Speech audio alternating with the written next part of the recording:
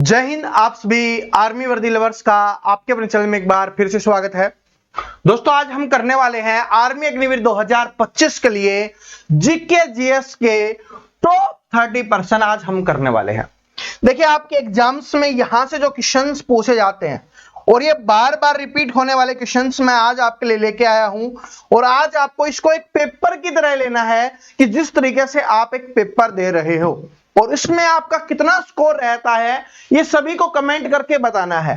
अगर आपने 25 plus score किया है इसका मतलब है कि आपकी तैयारी है वो ठीक ठाक चल रही है। अभी इसको कंटिन्यू आपको थोड़ा और बढ़ाना है और आपका सिलेक्शन आराम से हो जाएगा। 28 या 28 प्लस अगर आपका स्कोर रहता है 30 क्वेश्चंस में से, इसका मतलब है कि आपने बहुत अच्छी मेहनत की है। बस अब कंटिन्यू इसको करते रहना, रिवीजन कंटिन्यू करते रहना, आपको सिलेक्शन से कोई नहीं रोक सकता। लेकिन अगर आपका 25 से कम स्कोर रहता है इसका मतलब है कि आपको अभी बहुत ज्यादा मेहनत करने की आवश्यकता रहने वाली है। ठीक है जी। तो इसलिए हर एक क्वेश्चंस को काउंट करते हुए चलना। जिस तरीके का आपका पेपर बनता है उस लेवल के क्वेश्चंस हैं। मैं कम ही टॉपिक से क्वेश्चंस लेके आया हूं, एक एक टॉपिक के 5-5 क्वेश्चंस लेके आया हूं, लेकिन वो बार बार आते हैं। वो टॉपिक जैसे यहां पर लगभग बात करूं तो 6 से 7 टॉपिक से आपके एग्जाम इसमें हम क्वेश्चंस करने वाले हैं, लेकिन वहां से फिक्स आपके एग्जाम्स में क्वेश्चंस आता है तो वो आपको आना बहुत जरूरी है। तो चलिए अब बिना देरी के शुरुआत करते हैं। पहला क्वेश्चन आपकी स्क्रीन पे आ चुका है। क्या है कि भारत में प्रकाश का त्योहार किसे कहा जाता है? तो भारत में प्रकाश का त्योहार किसे कहा जाता है? तो भारत में प्रकाश का त्योहार किसे कहा जाता है? तो दिवाली जिसने किया है उसका बिल्कुल सही है। दिवाली है उसको प्रकाश का त्योहार कहा जाता है। और दिवाली क्यों मनाई जाती है कि इस दिन क्या हुआ था कि भाई बुराई पर अच्छाई की जीत हुई थी, इसलिए हम दिवाली को मनाते हैं। ठीक है। और होली के बारे में पूछे क्योंकि एग्जाम्स में आता है तो रंगों का त्योहार, रंगों का त्योहार कौन सा हो जाएगा? अपनी होली है वो क्या हो जाएगा? रंगों का त्योहार हो जाएगा। ठीक है जी। आगे बढ़ते हैं दूसरे क्वेश्चन पे। आपका टेस्ट है, ये टेस्ट की तरह लेना है।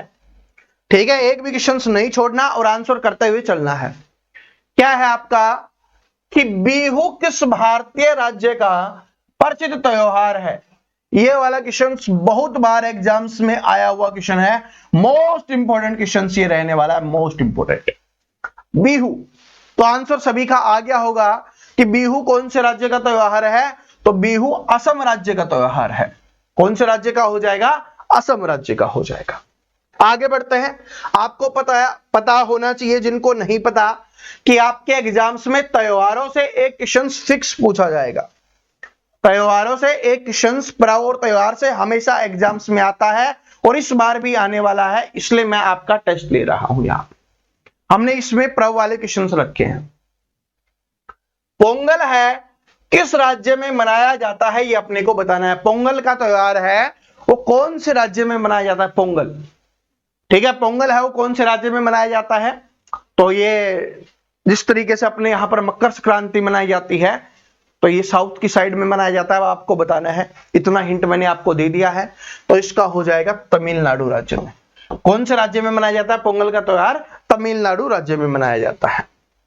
आगे बढ़ते हैं कि पंजाब में फसल के मौसम का प्रतीक कौन सा त्योहार है? बताइए। पंजाब में फसल के मौसम का प्रतीक, ठीक है, कि भाई आप फसल काट ली, अब बड़े मस्ती से होकर आराम से त्योहार को मनाएंगे, बड़े अच्छे तरीके से एंजॉय करने वाले हैं। ठीक है, तो पंजाब का कौन सा हो जाएगा यहां पर? तो पंजाब में लोहड़ी मनाई जाती है। लोहड़ी अपनी जो मकर संक्रांति होती है जो 14 जनवरी को आती है, उससे एक दिन पहले लोहड़ी मनाई जाती है, 13 जनवरी को। ठीक है, मकर संक्रांति कब मनाई जाती है? 14 जनवरी को मनाई जाती है और लोहड़ी एक दिन पहले 13 जनवरी को मनाई जाती है। ये अपने को ध्यान रख लेना है। ठीक है जी। आगे बढ़ते ही जो वैसाखी है ये भी एक पंजाबी त्योहार है। ओणम के बारे में हम आगे बात करेंगे। हॉर्नबिल त्योहार किस राज्य में मनाया जाता है? यह बहुत इंपॉर्टेंट है, आज के समय में बहुत ज्यादा इंपॉर्टेंट है, एग्जाम्स में आता है। अभी हाल ही में जितने भी एग्जाम्स हो रहे हैं ना आपकी आर्मी वगैरह के, पिछले साल वाले भी हुए हैं, उससे पहले भी हुआ है, तो ये वाला क्वेश्चन आने लग गया। अब हॉर्नबिल त्योहार तो जो हॉर्नबिल त्योहार है वो कौन से राज्य में मनाया जाता है ये अपने को बताना है। हॉर्नबिल त्योहार, तो हॉर्नबिल कहां पर मनाया जाता है? ये नागालैंड में मनाए जाने वाला त्योहार है, नागालैंड में। ठीक है, नागालैंड में मनाए जाने वाला उनका सांस्कृतिक त्योहार है हॉर्नबिल। मैं फिर से बता रहा हूं, मोस्ट इंपोर्टेंट क्वेश्चन है, याद कर लेना इसको जिनको याद नहीं है। काउंट करते हुए चलना, लास्ट में कमेंट करके सभी बताएंगे कि कितना उनका स्कोर रहा है। ठीक है, अब नृत्य वाले, भाई नृत्य से आपके एग्जाम्स में फिक्स क्वेश्चन आता है। ठीक है, तो देखो कथकली किस राज्य का शास्त्रीय नृत्य है ये अपने को बताना है। मैंने बहुत बार आपको याद करवाया है, और कैसे याद करवाया था, कैसे कथक कैसे केरल, तो क्या हो जाएगा? केरल राज्य हो जाएगा, कर्नाटक नहीं है, कैसे केरल है, कथक केरल। और कैसे कि लास्ट में इसमें सॉरी कथक नहीं, कथकली, कथक तो यूपी का हो गया ना, कथकली लास्ट में इसमें भी लय है और इसमें भी लय है। जो कंफ्यूज हो रहे हैं ना कि सर जी कर्नाटक भी तो कैसे होता है, इसमें देखो लय है लास्ट में, इसमें भी लय है। ठीक है, अपना आगे बढ़ते हैं। इस नृत्य शैली का संबंध भगवान कृष्ण से है। ऐसे क्वेश्चंस आज के समय में ज्यादा आ रहे हैं। अभी नेवी का एग्जाम हुआ था, नेवी एमआर वाला एग्जाम हुआ था, उसमें ऐसे क्वेश्चंस आए थे। ठीक है, कि कौन से नृत्य में क्या है, कौन सा नृत्य किससे संबंधित है, ऐसे क्वेश्चंस आ रहे हैं। तो ऐसे क्वेश्चंस अपने को याद करने हैं कि किस नृत्य शैली का संबंध भगवान कृष्ण से है। वैसे तो आप सारे त्योहार याद कर रहे हो, सारे नृत्य भी याद कर रहे हो, लेकिन ऐसे क्वेश्चंस आ जाते हैं। ठीक है, मैं आगे आपको और भी दिखाऊंगा। बताओ तो क्या हो जाएगा? भगवान कृष्ण से कौन सा संबंध हो जाएगा? कथक। कथक कहां से हो जाएगा? भगवान कृष्ण से संबंधित हो जाएगा। ठीक है, और आप सभी कमेंट करके बताओ। अभी मैंने आपको बताया था कथक कौन से राज्य का त्योहार है, कमेंट सेक्शन में बताना है सभी को। भाई कथक एग्जाम्स में आता है कथक, तो सभी स्टूडेंट का रिवीजन हो जाएगा, कमेंट सेक्शन में बताइए। गरबा किस राज्य का पारंपरिक नृत्य है? गरबा मैंने कल गरबा करके भी आपको दिखाया था। ठीक है, तो गरबा कहां का हो जाएगा? गुजरात का हो जाएगा। गरबा कहां का हो जाएगा? गुजरात का हो जाएगा। पंजाब से बहुत बार पूछा जाता है भांगड़ा, कल वाले क्वेश्चंस में भी हमने किया था, भांगड़ा है। ठीक है, गिद्दा है। ठीक है, ये पूछा जाता है। लोहड़ी वैसाखी वो त्योहार है जो यहां से पंजाब से पूछे जाते हैं, जो ज्यादा पूछे जाते हैं वो मैं आपको बता रहा हूं। आगे बढ़ते हैं कि कौन सा नृत्य आंध्र प्रदेश से उत्पन्न हुआ है? आंध्र प्रदेश से उत्पन्न हुआ है। तो मैंने कैसे याद करवाया था? आंध्र प्रदेश से कैसे रिलेट किया था कि भाई कोई अंधा आदमी है, तो अंधा आदमी क्या खा सकता है? कच्ची पूड़ी कौन खा सकता है? अंधा आदमी खा सकता है ना, तो क्या हो जाएगा? कुच्ची पूड़ी। वैसे अंधे आदमी को भी नहीं खानी चाहिए भाई, देनी भी नहीं चाहिए। ठीक है, तो क्या हो जाएगा? कुच्ची पूड़ी हो जाएगा। ये याद करने की ट्रिक है भाई, कोई बुरा मत मानना, माफी चाहता हूं अगर किसी को इस चीज से है, क्योंकि ये याद करने की ट्रिक है स्टूडेंट के लिए। ठीक है, आंध्र प्रदेश कच्ची पूड़ी। आगे बढ़ते हैं। भांगड़ा किस राज्य का लोक नृत्य हो जाएगा? भांगड़ा, तो भांगड़ा किसका हो जाएगा? पंजाब का हो जाएगा। चलो आगे, अगले क्वेश्चन पे चलते हैं, क्वेश्चन नंबर 11 पे। ठीक है, 11 पे 25 प्लस सभी का स्कोर होना चाहिए भाई। मैं चाहता हूं कि मुझे आपकी मेहनत दिखाई दे। हाँ, कोई कम रह जाता है तो ऐसे नहीं, झूठ नहीं बोलना, सच बताना है। कम रह गया तो कोई बात नहीं, आपको पता चल जाएगा कि अभी मुझे और मेहनत करने की आवश्यकता है। झूठ बोलोगे तो फिर नहीं होगा। ठीक है, क्योंकि लहरों से डरकर नौका पार नहीं होती, और कोशिश करने वालों की कभी हार नहीं होती। कम नंबर आए कोई बात नहीं।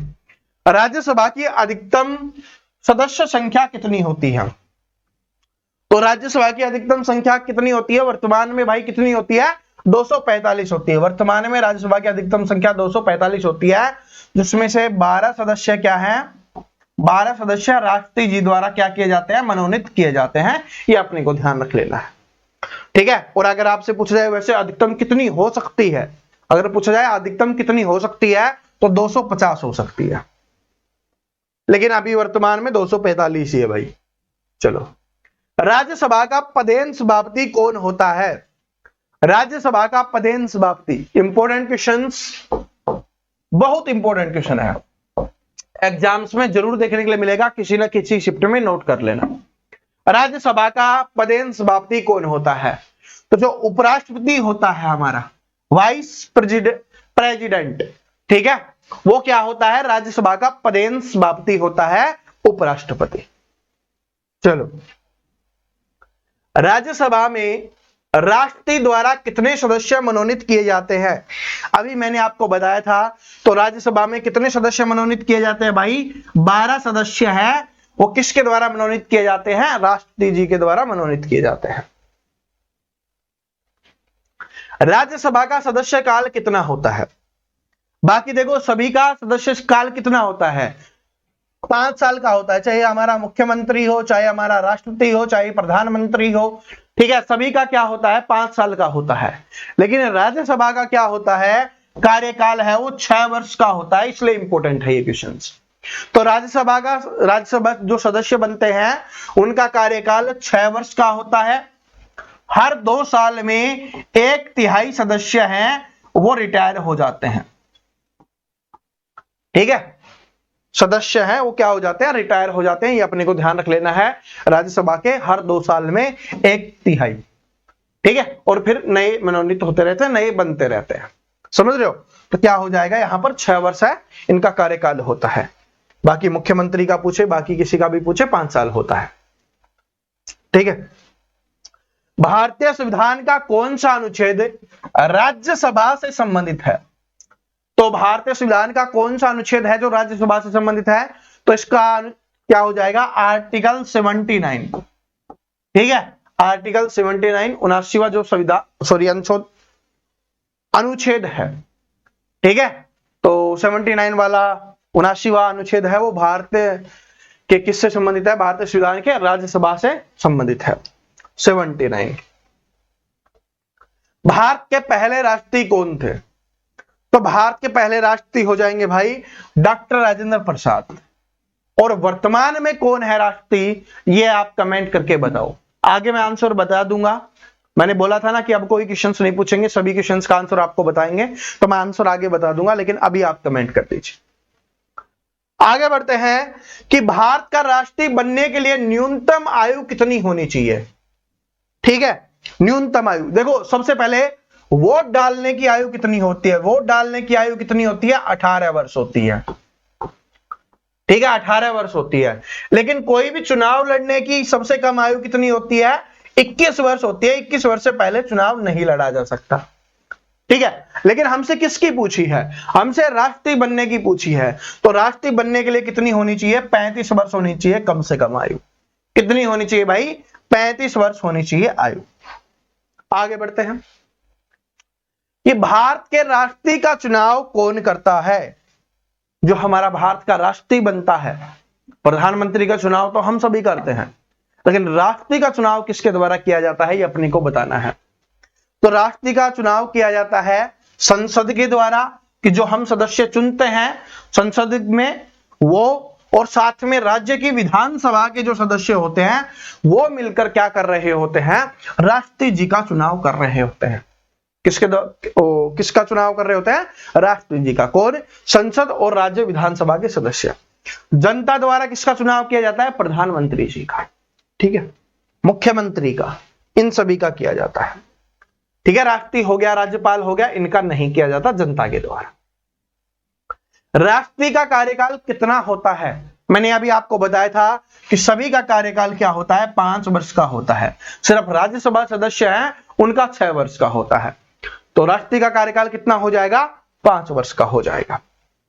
आगे बढ़ते हैं कि राष्ट्रपति को शपथ कौन दिलाता है? जो हमारे देश का राष्ट्रपति बनता है उसको शपथ किसके द्वारा दिलवाई जाती है? तो शपथ दिलवाई जाती है चीफ जस्टिस ऑफ इंडिया, ठीक है। हमारे भारत के जो मुख्य न्यायाधीश हैं उनके द्वारा राष्ट्रपति जी को पद की शपथ दिलाई जाती है। अब देखो सबसे इंपॉर्टेंट टॉपिक्स है जो अपने पड़ोसी देशों से पूछे जाते हैं। मुद्रा आप सभी ने याद कर ली होगी, राजधानी आप सभी ने याद कर ली होगी, लेकिन संसद मुझे पता है कि बहुत कम लोगों ने याद किया है, और आजकल एग्जाम में संसद पूछता है। अभी जो नेवी के एग्जाम्स हुए ना उनमें भी संसद ही पूछ रहा था, तो आपको पता होनी चाहिए, याद होनी चाहिए। चलो अब देखते हैं पड़ोसी देशों की संसद से जो एग्जाम्स में क्वेश्चंस आते हैं। पाकिस्तान की संसद को क्या कहा जाता है? पाकिस्तान की जो संसद है उसको क्या कहा जाता है? तो उसको कहा जाता है नेशनल असेंबली।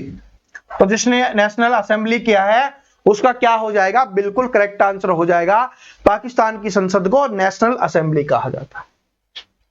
दूसरा है बांग्लादेश।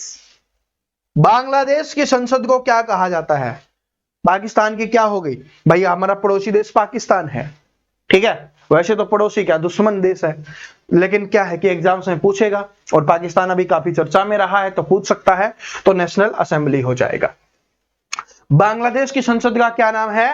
तो जातीय संसद हो जाएगा। बांग्लादेश की संसद का क्या नाम हो जाएगा भाई? जातीय संसद, ठीक है। आगे बढ़ते हैं। नेपाल की संसद को के उच्च सदन को क्या कहा जाता है? ठीक है, तो बताओ नेपाल की संसद के उच्च सदन को क्या कहा जाता है? तो नेपाल की संसद याद होगी, उसको क्या बोला जाता है? नेशनल असेंबली बोला जाता है, या राष्ट्रीय सभा। हिंदी में क्या बोलते हैं इसको? राष्ट्रीय सभा बोलते हैं, ठीक है। तो राष्ट्रीय सभा हो जाएगा। चीन की संसद को क्या कहा जाता है? ये एग्जाम्स में ज्यादा आती है, ये ज्यादा इंपॉर्टेंट है, ठीक है। पता नहीं क्यों, पर ये एग्जाम्स में ज्यादा रिपीट हो रही होती है। चीन की संसद को क्या कहा जाता है? तो जो चीन की संसद है उसको नेशनल पीपल्स कांग्रेस बोला जाता है। इसको हिंदी में भी लिख देते हैं, किस तरीके से? ऐसे लिखते हैं कि नेशनल, ठीक है, पीपुल्स, ठीक है, इसको ऐसे लिखते हैं नेशनल पीपुल्स कांग्रेस, ठीक है। ये हो जाएगा नेशनल पीपुल्स कांग्रेस है, कहां की? या चीन की संसद है। लेकिन अगर हिंदी में ही लिखेगा तो राष्ट्रीय जनवादी कांग्रेस हो जाएगा। लेकिन ये बहुत कम जगह 1% कहीं पे लिखता है, या तो इंग्लिश में लिख देगा नेशनल पीपल्स कांग्रेस, या ऐसे लिखेगा नेशनल पीपुल्स कांग्रेस, ऐसे लिखता है, तो याद रख लेना, ठीक है। तो चीन की संसद का नाम हो जाएगा। आगे बढ़ते हैं। श्रीलंका की संसद का क्या नाम है? श्रीलंका की संसद, तो इसमें तो दिया ही हुआ है श्रीलंका की संसद, तो यही हो जाएगा, श्रीलंका की संसद हो जाएगा, ठीक है। आगे बढ़ते हैं क्वेश्चन नंबर 26 के ऊपर। क्वेश्चन नंबर 26 के ऊपर चलते हैं कि किस पड़ोसी देश में एक सदनीय विधायिका है? एक सदनीय, एक सदन है सिर्फ, ठीक है। हमारे कौन सा ऐसा पड़ोसी देश है जिसमें एक सदनीय विधायिका है? बहुत अच्छा क्वेश्चन से लेके आया हूं आपके लिए, तो कमेंट कीजिए। तो इसका करेक्ट आंसर हो जाएगा जो श्रीलंका है, ठीक है। श्रीलंका है, उसमें क्या है? एक सदनीय विधायिका है। क्या हो जाएगा? एक सदनीय विधायिका हो जाएगा श्रीलंका। आगे बढ़ते हैं कि भारत में वर्तमान में राष्ट्रपति कौन है? तो आप सभी ने आंसर तो दे दिया होगा इसका कमेंट सेक्शन में, तो इसका करेक्ट आंसर हो जाएगा द्रौपदी मुर्मू जी हैं, वो क्या हो जाएंगी? भारत के वर्तमान में राष्ट्रपति हैं, ठीक है। भारत के वर्तमान में राष्ट्रपति कौन है? तो द्रौपदी मुर्मू जी, ठीक है। एपीजे अब्दुल कलाम जी के बारे में मैंने आपको कल पढ़ाया ही था। केरल में नव वर्ष के रूप में कौन सा त्योहार मनाया जाता है? मैंने बोला था ना, आगे बताऊंगा कौन से त्योहार के बारे में बोला था, ओणम के बारे में। तो ओणम है वो केरल में मनाया जाता है, ठीक है। आपसे एग्जाम्स में ऐसे पूछेगा कि ओणम कौन से राज्य का त्योहार है? तो केरल राज्य का हो जाएगा, ठीक है, केरल राज्य का। और नृत्य कौन सा था? कथकली, लास्ट में ला, इसमें भी लास्ट में ला, तो कथकली हो जाएगा। और त्योहार कौन सा हो जाएगा? ओणम त्योहार हो जाएगा। कौन सा शास्त्रीय नृत्य तमिलनाडु से उत्पन्न हुआ है? तमिलनाडु से उत्पन्न हुआ है, तमिलनाडु से, बताओ। तो तमिलनाडु से कौन सा शास्त्रीय नृत्य उत्पन्न हुआ है? तो इसका हो जाएगा भरतनाट्यम। क्या हो जाएगा? भरतनाट्यम है वो तमिलनाडु से हो जाएगा। देखो, ओडिसी है, उड़ीसा का हो गया। कुचिपुड़ी याद करवाया था, आंध्र प्रदेश का हो गया। कथक अपना यूपी का हो गया। तो कौन सा बच गया? भरतनाट्यम। तो भरतनाट्यम किसका हो जाएगा? तमिलनाडु का हो जाएगा, ठीक है। और वैसे याद कर लो कि हमें मिलकर रहना है, कहां पर? हमारे भारत में। हमारे भारत में सभी को मिलकर रहना है, ठीक है। तो मिलकर रहना है भारत में, तो इस तरीके से याद कर लो। आगे बढ़ते हैं और आज का लास्ट क्वेश्चन है कि राज्यसभा में उत्तर प्रदेश के कितने सदस्य हैं? राज्यसभा में उत्तर प्रदेश के कितने सदस्य हैं ये अपने को बताना है। तो यहां पर 31 सदस्य हो जाएंगे। कितने सदस्य हो जाएंगे? 31 सदस्य हो जाएंगे राज्यसभा में उत्तर प्रदेश से। तो दोस्तों आपका ये जो टेस्ट है आज का वो यहीं पे समाप्त होता है। तो सभी स्टूडेंट कमेंट करके बताएंगे कि आपका स्कोर कितना रहा, और कमेंट करके ये भी बताना कि आज का टेस्ट आपको कैसा लगा। लगभग 6 के आसपास है ना, मैंने आपको टॉपिक्स का रिवीजन भी करवा दिया है। ठीक है, 6 के आसपास टॉपिक्स का रिवीजन भी आपका हो गया है और हमारा टेस्ट भी हो गया है। तो कमेंट करके बताना कैसा लगा। और भाई आजकल आप बहुत कम शेयर कर रहे हो, तो मेरी सभी से रिक्वेस्ट है कि जितने भी आपके दोस्त हैं जिनके साथ आप रेस लगाने जाते हो, ग्रुप बना हुआ है जो आर्मी अग्निवीर की तैयारी कर रहे हैं, सभी के साथ शेयर जरूर कर देना। पहली बार आए हो तो चैनल को सब्सक्राइब करके बेल आइकन को जरूर प्रेस कर लेना, और प्लेलिस्ट अपनी बनी हुई है वहां से आप पढ़ सकते हो। और जिसने अभी तक लाइक नहीं किया लाइक कर देना। मिलते हैं नेक्स्ट वीडियो में, तब तक हंसते रहो, मुस्कुराते रहो, पढ़ते रहो। जय हिंद, वंदे मातरम।